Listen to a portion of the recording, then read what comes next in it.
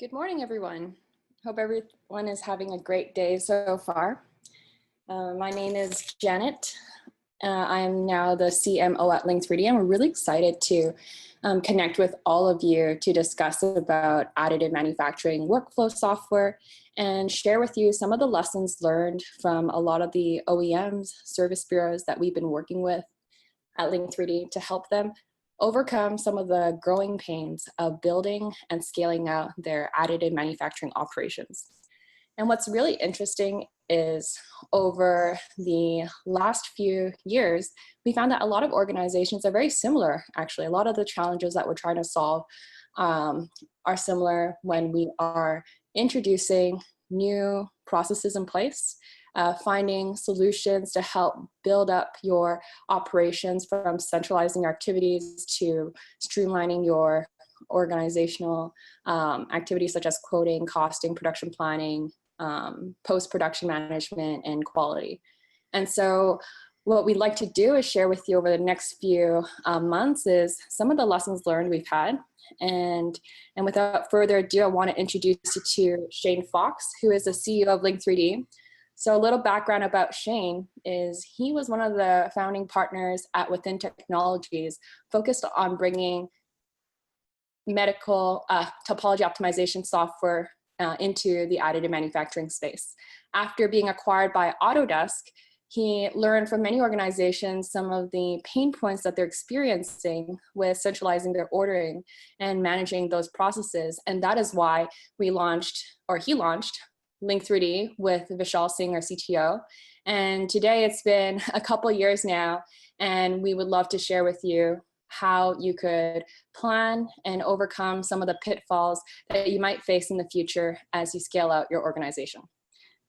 So today, if you guys have any questions throughout the entire webinar, we invite you to pose your question in the Q&A box below. And also we'd invite you to join our poll to share what are your #1 reasons for exploring 3D printing workflow software. And if you'll be attending one of the additive manufacturing conferences in the future, we'd love to meet you there as well. So feel free to share where you might be going. All right, Shane, I'm handing this over to you. Thank you, Janet. Good morning, everyone. So I think for the next 20 to 25 minutes or so, we'll cover several topics. I like to keep it light. I don't like to read off slides, and I like to use quite a bit of use cases. So I wish it could be interactive, but just ask lots of questions, and when we get to the end, myself or Janet will answer them. So just to briefly cover the agenda, we're going to talk about why we've seen organizations centralizing their 3D printing workflows, so why they've actually wanted to adopt a tool like Link3D or other software solutions in the market. We'll talk about some of the use cases that we've seen in the industry. We'll cover some pain points. I'm sure almost everyone on here has experienced one or all of these pain points. We'll cover our solution lightly, some best practices, and then we'll talk about some things that we are releasing for Formnext 2019, which we're very excited about. So we'd love to get feedback, and if you want to be a part of our beta program, Janet and I can talk to you about that either at the end of this webinar or offline. So, why do we, or why does the industry, or why do our users or people in the space believe that centralizing their workflows are so important? I think over the last 10 or so years that I've been in the space, I've seen all sorts of different reasons, but as the industry is moving from R&D through prototyping through production, we've kind of seen the same recurring inquiries. And I think at the end of the day, whether you're trying to scale up R&D, scale up your prototyping, or your production, it's quite important to have transparency over your ecosystem. So, we have been working on workflow automation. So this is one key topic that we're very focused on. So in order to streamline and to have the optimized throughput that you see here, We believe that you need to have, you don't have to have some heavy duty automation. You can have light or fully autonomous automation, but this is something that we're highly focused on because we believe that it will help organizations streamline this entire process. The other topic, which is a very sensitive topic, is how to accurately quote or cost your AM parts. We have seen hundreds of different ways over the last few years, from spreadsheets to simulation tools, to formula-based models. We believe that there's a lack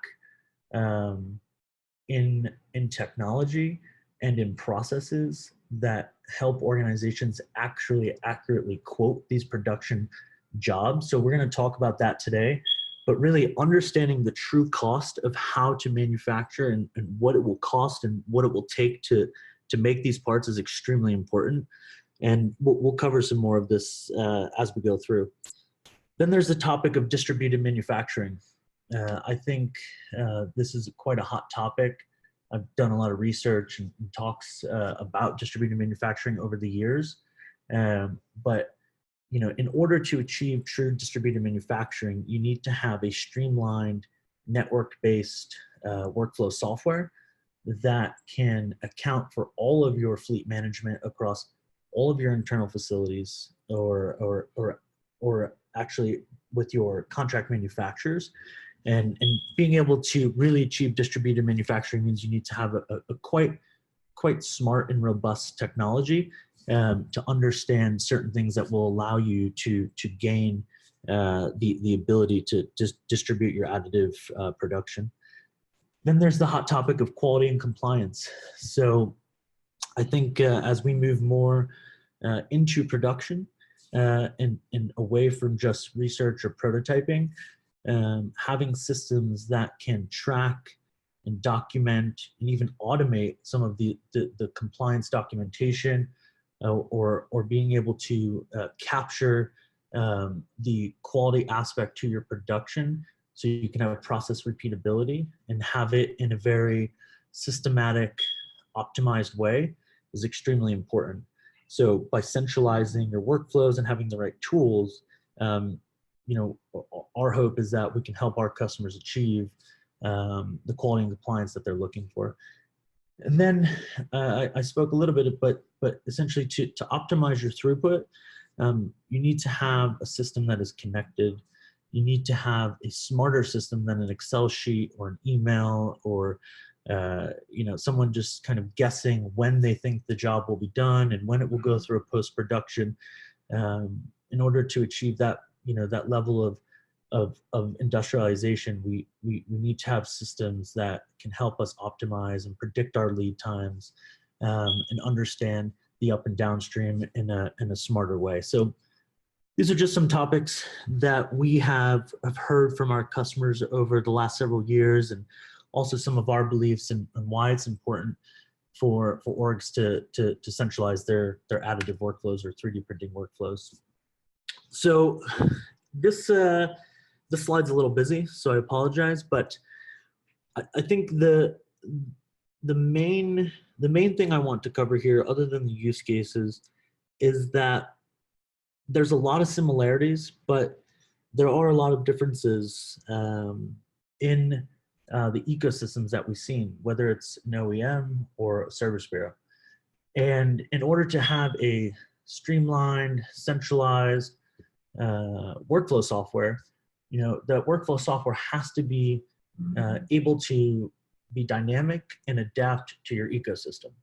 So although there's a lot of the same problems and issues, there really is no two facilities or two companies that have exactly the same processes. So that means your workflow system has to be very modular and configurable. So what we've seen, and I'm sure everyone here has seen this in the past, is, one, we're working with customers that are in their, their early stage, their infancy of adoption of additive. So you have these AM champions who are quite lean teams, who are, more of believers in this technology, and they might have a small center of excellence. They may have worked with service bureaus, and they're really championing additive from all different levels of the org, from the top to the bottom, and they're really looking and helping their design departments to identify proper use cases for additive. So this is a very simple workflow of how we have seen the orgs who are kind of in their beginning journey. Then you have orgs that are working on centralizing their supply chain. So you have these COEs, or center of excellences, and what we've seen now is some of the larger players are starting to have distributed AM facilities located across the United States or Europe or Asia or across the world, because they are now moving towards achieving distributed manufacturing. So in order to achieve this, again, you need to have a system that can connect all of your assets, all of your facilities, all of your users in one place in order to achieve the centralized AM supply chain. And then we have the decentralized supply chain, which is probably the most common today, where you have OEMs that have a breadth of design engineers. They send their parts into their COE or one of their internal facilities. And what we've seen is the COEs, or internal facilities, are then taking those parts and rerouting them to service bureaus. Maybe that COE or facility does not have the capacity, does not have the material, doesn't have the machine capacity, so they need to outsource it. So we're starting to see this type of logic where it could be built internally, it could be built externally, but as you move through the R&D prototyping series production stage, you need to have systems that can track the quality management, the design build guidelines, the parameters that you're sending to these service bureaus, if you're moving more towards mission critical parts. So I think this is probably the most common model. You have internal and external, and the newest thing that we're running into and we're seeing and we're solving is that we have OEMs that have 5 or 6 or 7 different additive facilities internally, and they outsource some of their post-production. So having a system that can obviously manage the upstream is important, but on that downstream process, being able to take those post-build parts and then route them to your production suppliers, and being able to track the quality, the compliance, the measurements is very important. And then having that kind of come back into your facility for sign-off or sent to your end-use customers is very important. So we're seeing a lot of different use cases for orgs who are adopting additive, and how they envision their workflow or MES software being integrated into their environment, which is quite complex because then it becomes a networking issue. And how do you connect the dots, and how do you connect these facilities and post-production suppliers and contract manufacturers all into one streamlined location? And then you have the service bureaus. So the service bureaus, we're seeing 3 use cases. Very simple, your centralized model. So we have our external customers, our OEMs, our designers, our makers. Some of these service bureaus, or a lot of these service bureaus we work with, have sales reps. These sales reps are providing a print service to the OEM, and they can route that order into their internal facility. So this is probably the most common, easy to understand. Then we're starting to see where external customers are working with the service bureaus, let's say the sales rep, and now we're starting to see these AM supplier, or these internal service bureaus being quite busy, maxed out. They don't have the right materials or machine combinations. So now they're asking, can we route these orders to our AM suppliers? So it's going from service bureau to service bureau, more in a team effort. So this is a new use case that we're running into quite often. And then you have your e-commerce. So this is probably what a lot of us are used to seeing. If there's any makers or designers on this call, where we have our user who wants an automated quote. He submits that into some type of web portal, gets the quote, the internal facility receives it, and produces that part. So that's the e-commerce side. But the most common use case we're starting to see is actually this decentralized service bureau model. So the point of kind of going through the OEMs and the service bureaus and these different models is that there's a lot of different use cases, there's a lot of different workflows, there's a lot of different business models. And in order for either one of these use cases to be able to adopt a workflow software, they're going to need something that is modular, something that is fully configurable, something that could be on-prem, it could be in a secure cloud, or in the software provider's cloud. And as they scale, they need that system to scale and be modular and configurable and adaptable to their growing needs. And that's why at Link3D, we've built a very modular configurable system, which we'll talk about. So this is kind of a funny slide, but it's pretty true. The typical ecosystem that we see isn't that there's OEMs with solutions embedded in, and we're trying to switch them out or educate them on our solution. Really what we're fighting against is homegrown systems. So I mean, the most simple part of this whole streamlining the workflow, the easiest thing to get started for anyone is just centralizing your order submission. And we've seen all sorts of crazy things. We've seen emails, Google Forms, SharePoint. We have seen, actually in some use cases, software bug reporting being customized for order submission at a very large organization.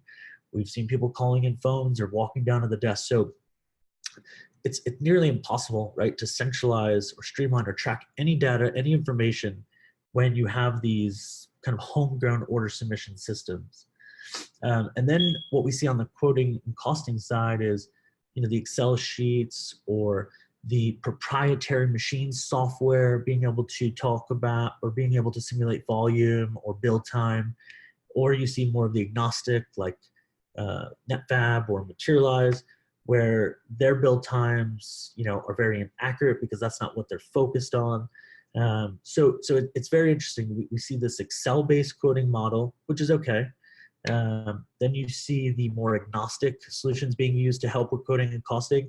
And then you see the proprietary machine manufacturers build prep software being utilized for quoting.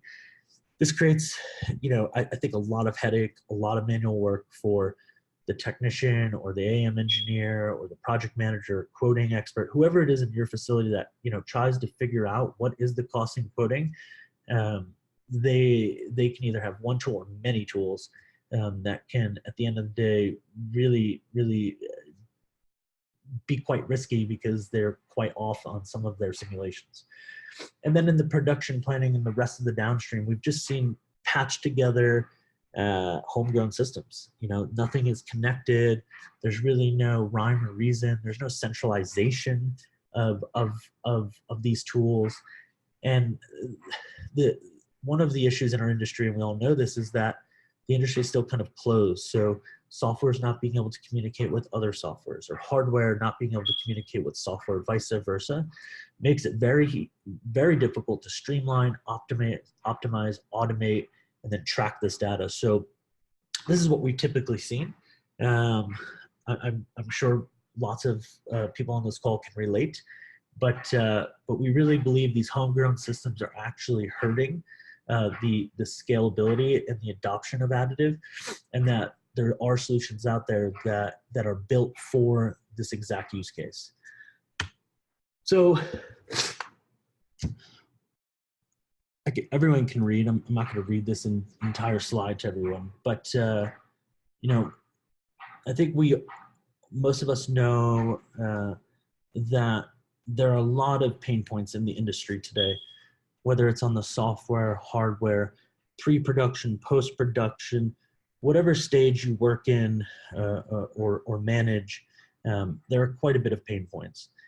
And I think so many people in the industry are focused on hardware, material. And there's not a lot of focus on the software side, especially on the operational efficiency sides. And if you go back through the history of manufacturing, operational tools have always played a very large role in the scalability and the industrialization of that technology. And that's where Link3D fits in. So, our main questions or our main inquiries are always around, how do I connect my facilities together? How do I connect my fleet management together to understand my capacity, my downtime, my maintenance that's on my machine? How do I route orders from one facility to the next, or from one machine to the next, to hit my lead times? And then how do I scale this? I'm buying machines all the time, right? And I need to add these machines. I need to add new facilities. And then how do I ensure I can have process repeatability, whichever stage I'm in, whether it's R&D or prototyping or series production?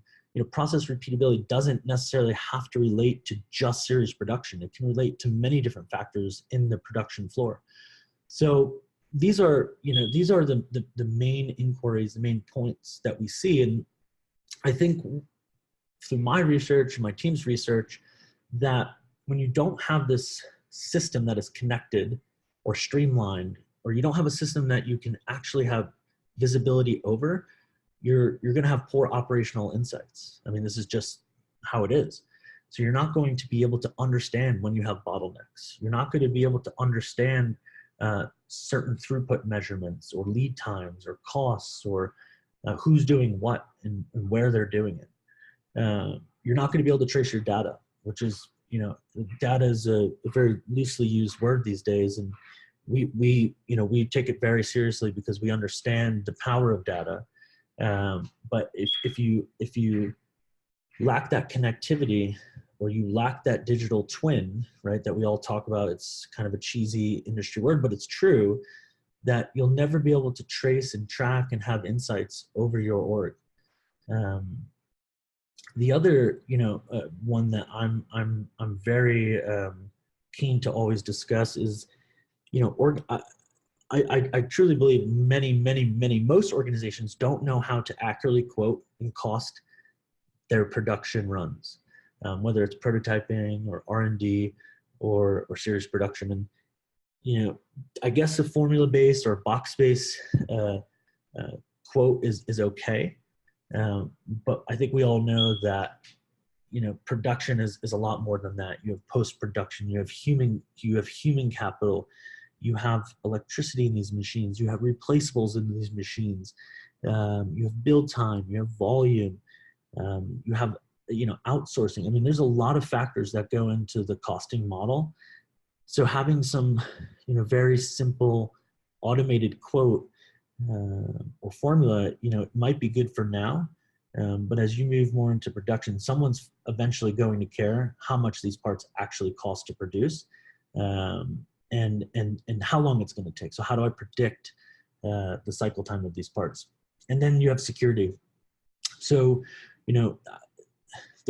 I can go on this topic for quite some time, but security and IP risks are very real, especially when you're bringing in an outside solution that is networking or connecting internal facilities or external facilities into your system. So the security and IP risks are real, and you do have to make sure that you're partnering with the right organization who understands your security policies, your IT policies. So this is another pain of an unscalable solution. So, okay, now we are on Link3D. So everything we talked about, whether it was the use cases, the pain points, the streamlining approach, since day one, this is what all of my colleagues have been focused on. The main mission at Link3D is to be a network orchestrator. So provide baseline modules that are needed in the up and downstream process, but more importantly, being very open, right? So being very open to connect and to work with other hardware and other software systems. So we have thousands of API endpoints. We have connected to dozens of different softwares today. We are all about the collaboration, the streamlined approach, the open connectivity is something that we're very, very, very focused on. And we won't change our stance on that. So whether it's working with a competitor or another software system that's not in our space, that's what we do, and that's what we pride ourselves on. So when you look at our system, I think what's most important to know is it's very modular. So you may just want centralized order management, and you don't need dynamic planning, dynamic scheduling, and quality management system. You don't have to have that. We always recommend people start small. Start with just centralizing your ordering, maybe the quoting and costing, and have analytics, just to get a feel, to introduce your organization to change management, because that's also another huge issue that we see. When we do have some very large OEMs, some Fortune 50 companies using the system, and they have the ability, the capacity to be able to manage this whole change management process, but some orgs don't, and they want to start modular.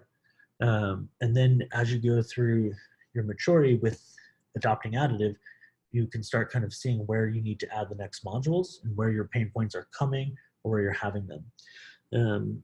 So that's just a highlight of our product, which is a connected and scalable system.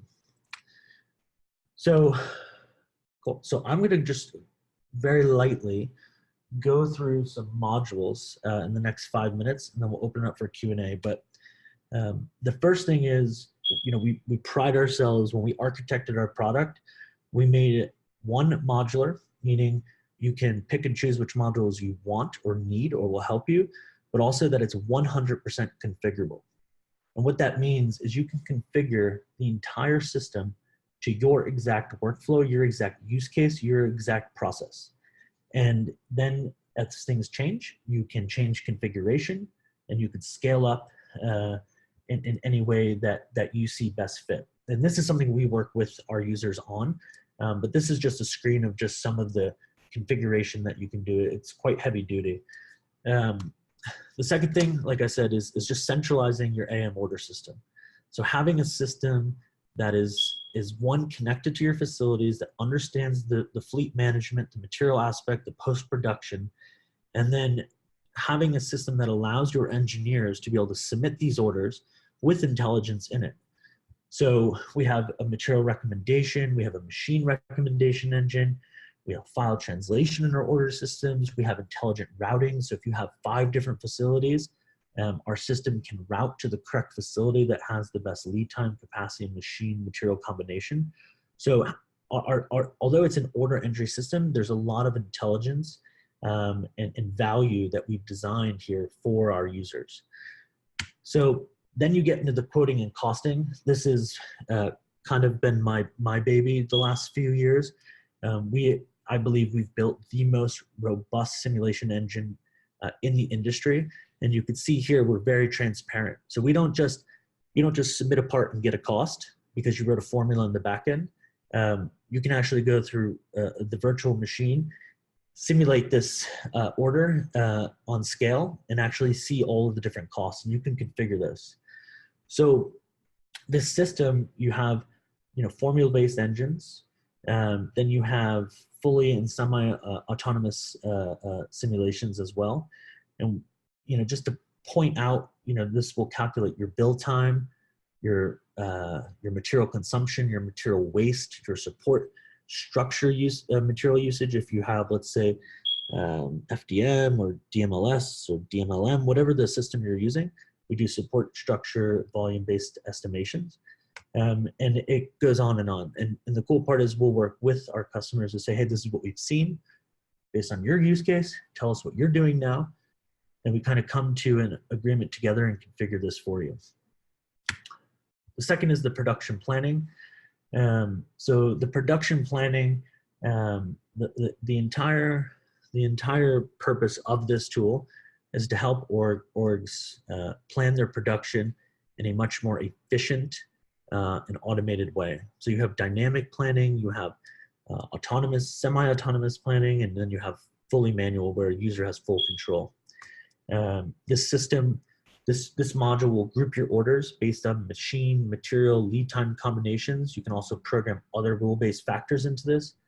It will nest your jobs and 3D nesting or 2D nesting, whichever type of machine you're using, and it connects to our machine scheduler and you can schedule. And this tracks and traces a lot of different information that populate in the analytics, but this tool is just really built to make the engineers, the additive engineers' lives a lot easier when they're planning their production. We can always go into this deeper. Then there's the production scheduler. This is dynamic. It is, or it can be quite binary. This is how you will schedule your jobs. This is how you will track your build yield. So how many parts are completed versus failed. There's QR code technology we have now. This will track your downtime, material consumption, actual build times. We have partnerships with several leading hardware manufacturers like EOS, where we can connect and monitor machine status through EOS Connect or EOS State.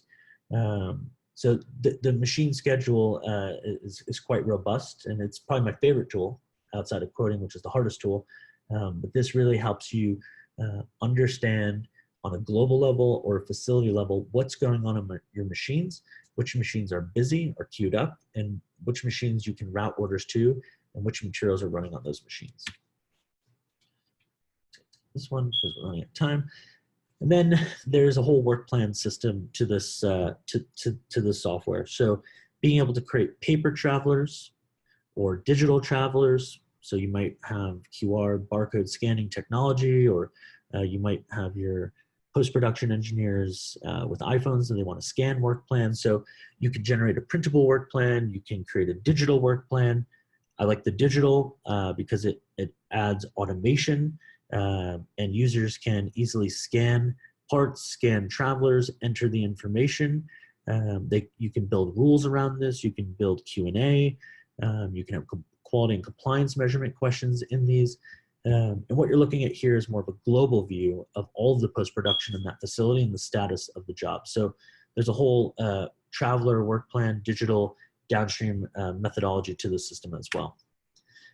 And then you have your analytics. I think this is the last slide. For the product. So we have about 70 different off-the-shelf reports, but the really cool part is you can actually go in and create your own parts, run your own queries. So based on your configuration, you can use one of our 70 different reports, or you can custom build your own reports like a Salesforce.com or a Tableau if anyone's ever used those. So this is actually quite a robust engine, but we're tracking everything from individual machine analytics to production floor data to order entry, costing, material consumption, material waste, average size of parts. I mean, we're tracking quite a bit here. And honestly, this is just, we started with like 1 or 2 analytics, and then our customers over the last year and a half have helped us build these these reports out. So again, this is a very great module. So the last thing before we take Q&A is we are in the process of releasing 3 new technologies. So we are going to be opening up a beta program soon. So we are building a QMS system in collaboration with some of the more cutting edge leaders in the industry across the world. So this is a collaboration project we're working on. We're coming out with full dynamic scheduling. So we can always talk more about that. And we're also going to be developing and releasing a more robust materials management system. So in conclusion, that is it. I appreciate everyone's time. Jenna, I have no idea how to find the questions, but I am curious to see what people have asked. Can you help me with this part? Yeah, not a problem. So thanks everyone for joining us. I will also share some of our poll responses in case you guys were interested in what we were all thinking. But now I'd love to invite everyone to share, to ask any questions you might have regarding this topic. So let's start with the first one. Shane, so at what point should an organization make the jump from manual workflows to digitizing their entire process? Right away. It's a good question. I think it depends, right? And that's why you need to talk to one of our consultants or, sales experts like Elon or Wataru or Alya, for example, that you see here. And Janet, you're out there a lot too, so you can answer this. But what I've seen is, I go from a few prototypes a week to a few dozen prototypes a week to hundreds, if not thousands of parts, per week or per month. And it's starting to get a little overwhelming. And my inbox is starting to fill up. We're behind on delivery.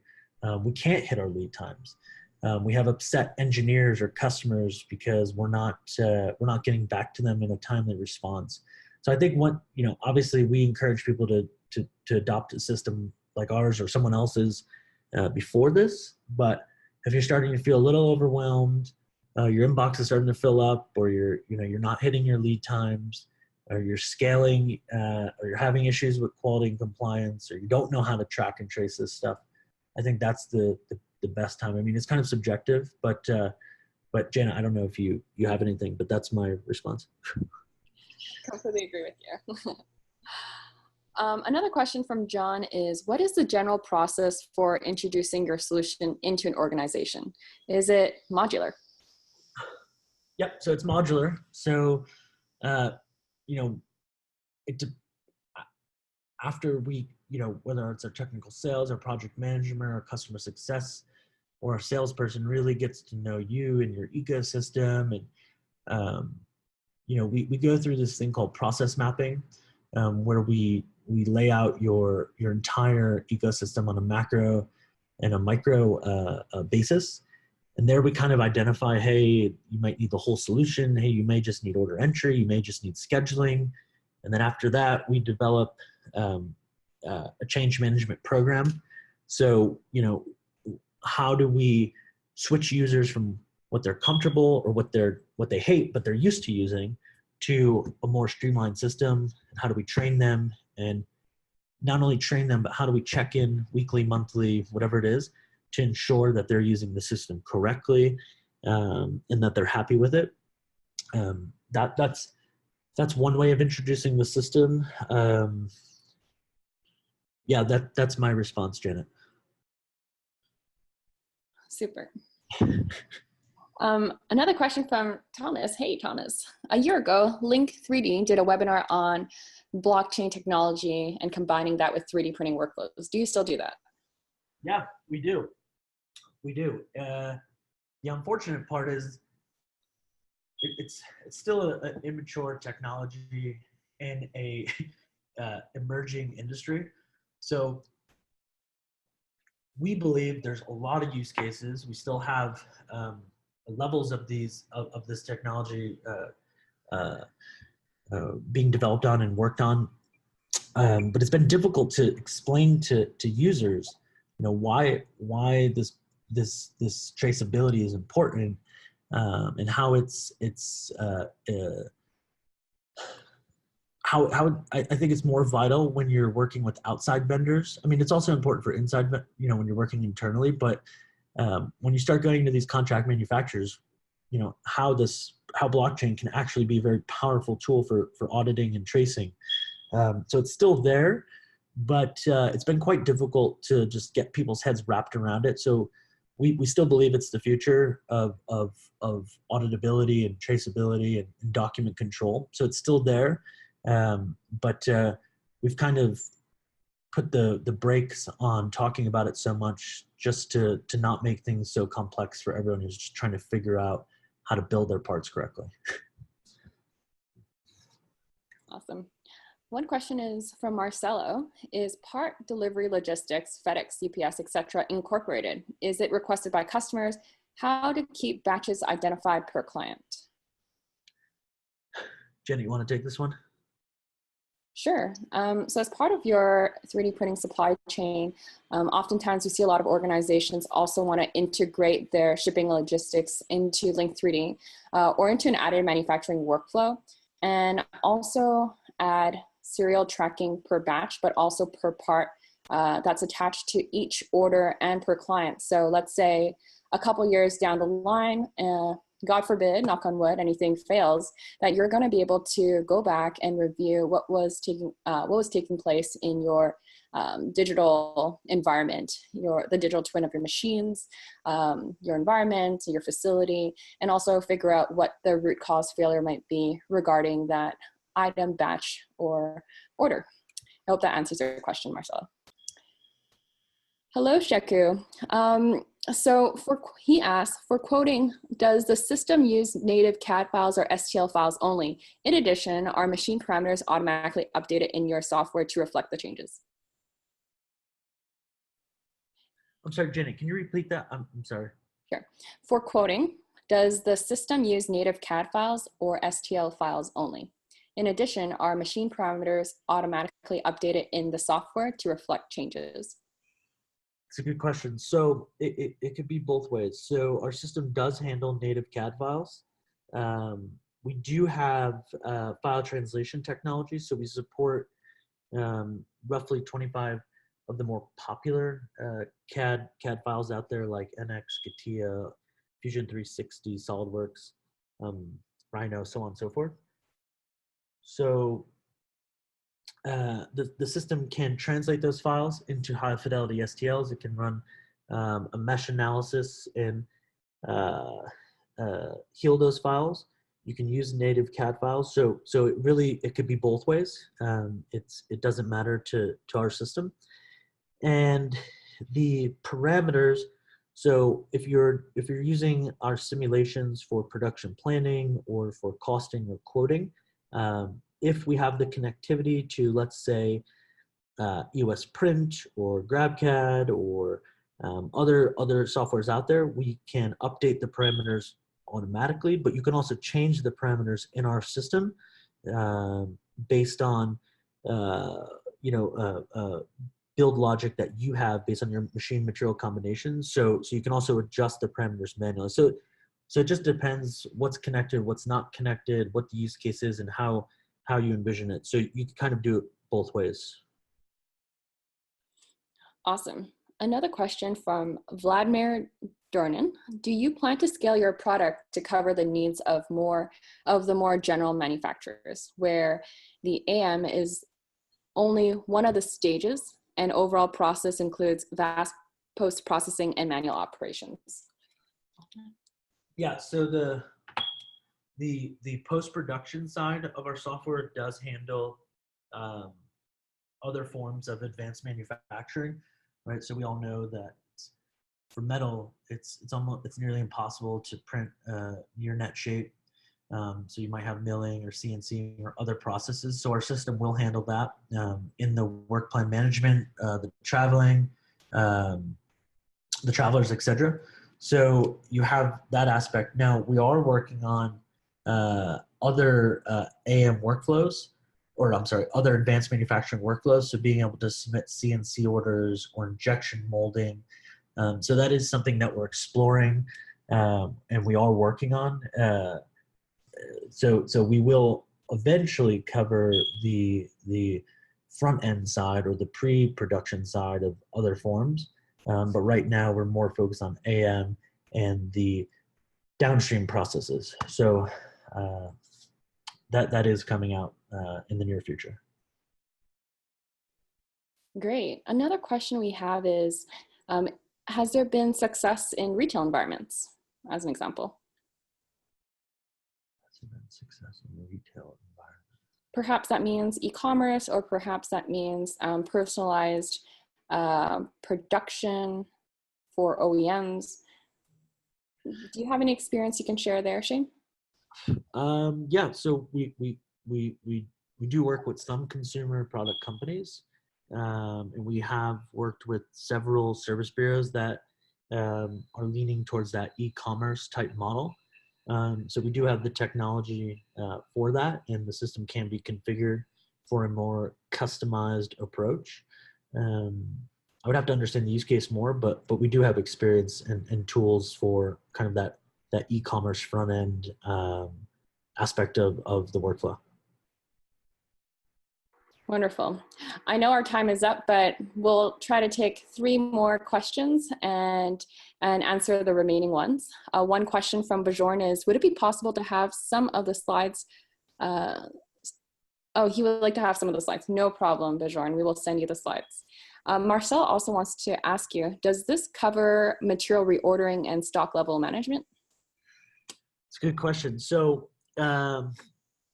it depends. It's not the best answer, but It, it depends on your org and where and how they reorder materials. So if they're doing it through an ERP, we can connect to SAP, Oracle, other ERPs out in the market, and then pull that information back into our system to update your inventory or your quantity of material. We also do track your material inventory in our system. So you can either enter it manually or have it pull from another system or use our system as the baseline. And you can set rules to trigger, quote unquote, a reorder. Now we're not connected to, material vendors in the market, so we can't automate that reordering, but we can give you warnings or advance notice when you're running low on stock material to reorder. Or it could be pulled through your ERP. And I hope I answered that question correctly, Janet. Yes, that's right.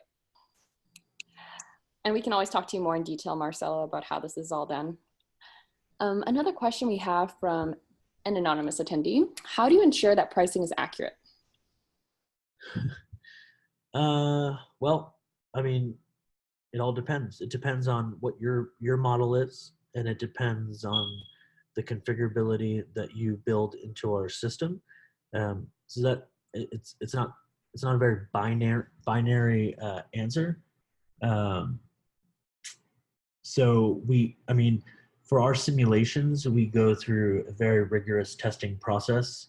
For example, with our build time, we orientate, we add supports, we slice, we nest, we create toolpath. We go very deep into this process, and through benchmarking, we have come out, depending on the machine that it is, anywhere from 85 to 95% in build time accuracy, benchmarking against the machine, the actual print time, or these build prep tools. So I think there was a webinar on that, but we go very deep into that. So it just depends on what you're looking to validate, and we can always walk you through it and show you how we do it. Super. And one last question: can Link3D handle reoccurring orders such as send 200 parts per month? Can Link3D handle and process 200 parts per month? So like a reorder, Janet? I'm sorry. Yeah, like a reorder or a reoccurring order. Yeah, so we have something called the digital part inventory, and that is where you can reorder jobs that have been completed, or you can enter, the users can upload their own parts into the system with pricing, so someone can log in and reorder. So yeah, we have reordering. We can handle that process. It just depends on the use case and who's doing the reordering and how it's working, and are there blanket contracts, are there fixed price, does the price resimulate each time? So there's different factors, but we do have a reorder management system in the software. Wonderful. Thank you very much. And I know we had a couple of questions left on the Q&A, but unfortunately the time is up and we want to respect your time. So we want to thank you all for joining us today. Feel free to reach out to Alia, Elon, or Wataru from across the various regions that we are supporting to learn more about how you could potentially introduce additive manufacturing workflow software into your organization. Any kind of last words you want to share, Shane? I'm good. I just appreciate everyone's time, and I hope we can meet face to face at a show or in a meeting. And I wish you all the best, and feel free to reach out to us anytime. That's it. All right. Well, thank you everyone for your time, and really wish you guys a wonderful end of week. Have a great one. Take care.